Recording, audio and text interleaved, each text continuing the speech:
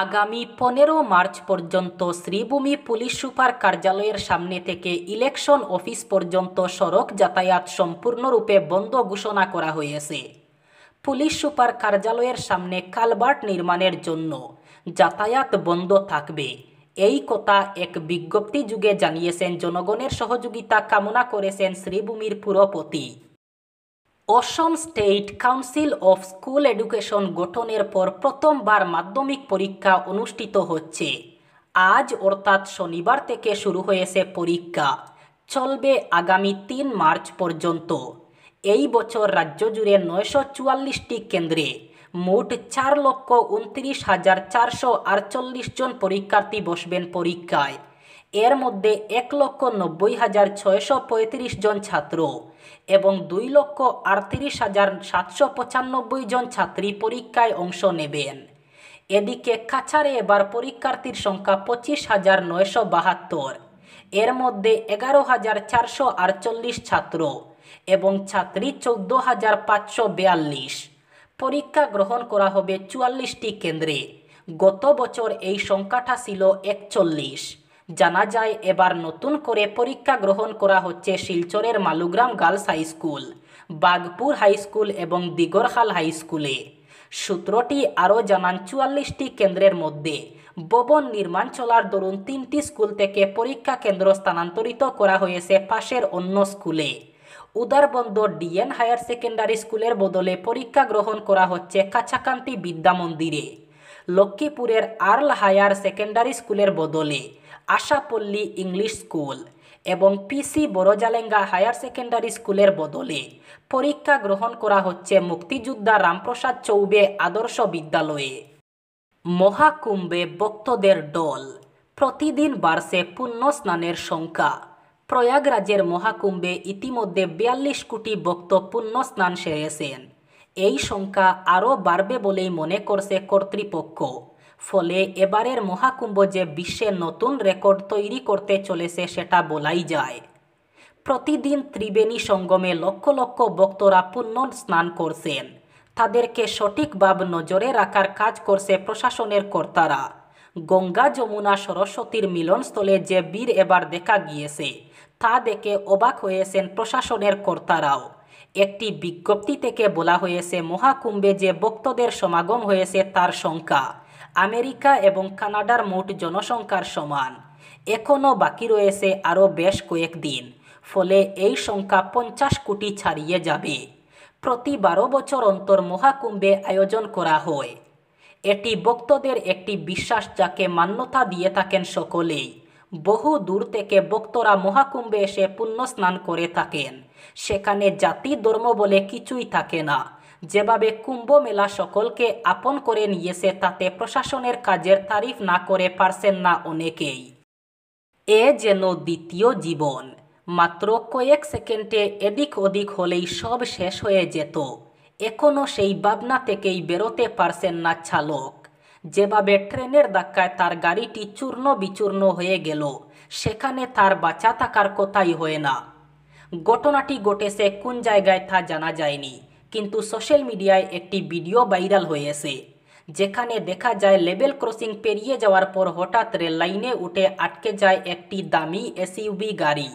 অনেক চেষ্টা করে ট্র্যাক থেকে এগিয়ে অথবা পিছিয়ে নিয়ে যাওয়া যাচ্ছিল না গাড়িটিকে। ততক্ষণে ট্রেনের হুইসেলও শোনা যাচ্ছিল। ক্রসিং গেটও নিয়মমাফিক অটোমেটিক পড়ে যায়। এমতাবস্থায় শেষ চেষ্টা করে চলেছিলেন ড্রাইভার, কিন্তু অবস্থা বেগতিক হয়ে যাচ্ছিল। তখন বুঝলেন আর কিছু করার নেই। তখন প্রাণ বাঁচাতে দরজা খুলে বাইরে ঝাঁপ দেন তিনি। আর কয়েক সেকেন্ড এদিক ওদিক হলেই শেষ হয়ে যেতে পারতেন ওই চালক। সীমান্তরক্ষী বাহিনী শুক্রবার ত্রিপুরায় 3 নারী ও 2 শিশুসহ 6 বাংলাদেশি নাগরিককে আটক করেছে। বিএসএফের একজন মুখপাত্র জানিয়েছেন যে সুনির্দিষ্ট গোয়েন্দা তথ্যের ভিত্তিতে সীমান্তরক্ষী বাহিনীর মানব পাচার বিরোধী ইউনিট তেলিয়ামুড়া রেলওয়ে স্টেশনে বাংলাদেশি নাগরিক এবং একজন সন্দেহভাজন ভারতীয় দালালকে আটক করে যখন তারা শিলচর আগরতলা এক্সপ্রেস ট্রেন থেকে নামছিল। আটক বাংলাদেশি নাগরিকরা বেঙ্গালুরু থেকে ফিরছিলেন এবং ভারতীয় দালালের সহায়তায় বাংলাদেশে পালিয়ে যাওয়ার পরিকল্পনা করেছিলেন। আরেকটি অভিযানে সিপাহীজলা জেলার কাল্লুবাড়ি সীমান্ত ফাঁড়ির বিএসএফ সদস্যরা এক দল চোরা কারবারি সীমান্ত বেড়ার উপর দিয়ে একটি চালান ছুঁড়ে ফেলার চেষ্টা করছিল। তখন তারা চোরা চালানের একটি প্রচেষ্টা ব্যর্থ করে দেয়। পরবর্তী তল্লাশির পর সেনারা 2টি প্যাকেট জব্দ করে, যার মধ্যে রয়েছে বিপুল পরিমাণের অন্তত আসক্তিকর 20,000 ইয়াবা ট্যাবলেট, যার কালোবাজারি মূল্য প্রায় 2 কোটি টাকা। 26 বছর পর দিল্লির ক্ষমতার কুর্সিতে বিজেপি, ফলে মুখ্যমন্ত্রীর শপথ অনুষ্ঠানকে অভূতপূর্ব জাঁকজমকপূর্ণ অনুষ্ঠানে পরিণত করতে মরিয়া পদ্মবাহিনী। গেরুয়া নেতৃত্বের নজরে দিল্লির জওহরলাল নেহরু স্টেডিয়াম। শপথ অনুষ্ঠানে 200 জনেরও বেশি সাংসদ এবং প্রাক্তন সাংসদদের কাছে পৌঁছাবে আমন্ত্রণপত্র। শুধু তাই নয়, দিল্লির বুটের প্রচারে অংশগ্রহণকারী সকলের কাছেও আমন্ত্রণপত্র পাঠানো হবে। এনডিএ শাসিত সমস্ত রাজ্যের মুখ্যমন্ত্রী এবং উপমুখ্যমন্ত্রীরা উপস্থিত থাকবেন বলে জানা গিয়েছে। এবারের দিল্লি বিধানসভা ভোটে বিজেপি আম আদমি পার্টিকে উড়িয়ে দিয়েছে।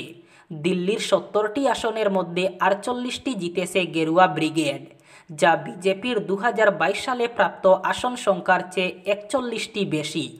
আম আদমি পার্টি জয়ী হয়েছে মাত্র 22টি আসনে।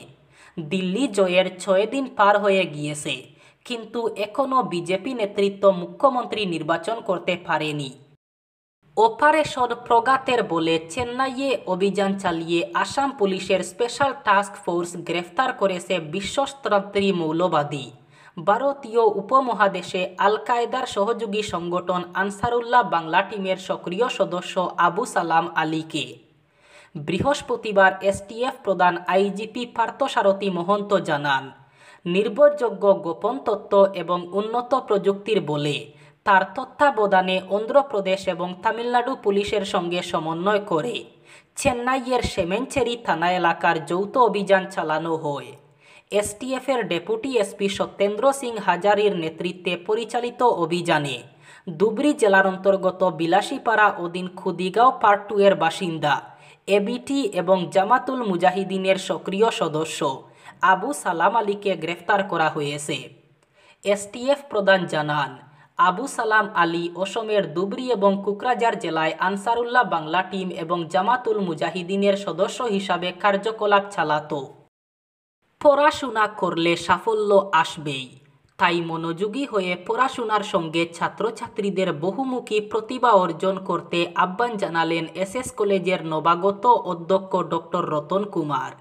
তিনি শুক্রবার লালা শিক্ষাখণ্ডের অন্তর্গত লক্ষ্মীনগর মডেল হাই স্কুলে অসম সরকার প্রদত্ত 9ম শ্রেণীর পড়ুয়াদের মধ্যে সাইকেল বিতরণ পর্বে মুখ্য অতিথি হিসাবে উপস্থিত থেকে নিজের জীবনের বিভিন্ন ঘটনার কথা তুলে ধরে বলেন, অধ্যাবসায় থাকলে জীবনে সাফল্য আসবে।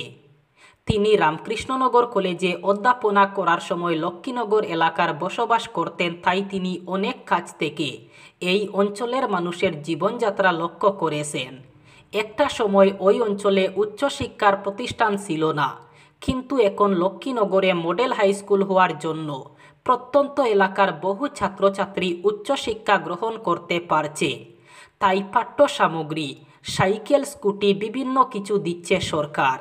তাই ছাত্রছাত্রীদের মনোযোগের সাথে পড়াশোনা করার পাশাপাশি বহুমুখী প্রতিভা অর্জন করতে হবে।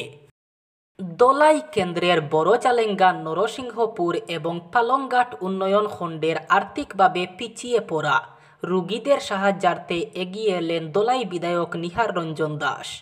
শুক্রবার দোলাই শ্যামাপ্রসাদ মুক্ত মঞ্চে আয়োজিত অনুষ্ঠানে সাংসদ পরিমল শুক্লবৈদ্যের উপস্থিতিতে বড়জালেঙ্গা, নরসিংহপুর ও পালংঘাট মণ্ডলের মোট 121 জন দুস্থ রোগীদের হাতে চেক তুলে দেওয়া হয়।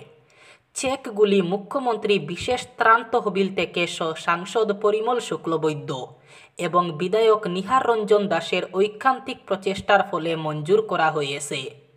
এদিনের চেক বন্টন অনুষ্ঠানে অন্যান্যদের মধ্যে উপস্থিত ছিলেন জেলা বিজেপির সদস্য ভূষণ পাল, নরসিংহপুর মণ্ডল বিজেপির সভাপতি সঞ্জয় কৈরি, পালংঘাট মণ্ডল বিজেপির সভাপতি অপূর্ব দাস, প্রাক্তন নরসিংহপুর মণ্ডল বিজেপির সভাপতি বিধানচন্দ্র পাল, মাতৃভূমি সামাজিক সংস্থার সভাপতি শীতাংশু দাস, খাচার জেলা বিজেপির ওবিসি মোর্চার সভাপতি কৃষ্ণজীবন দেবনাথ প্রমুখ।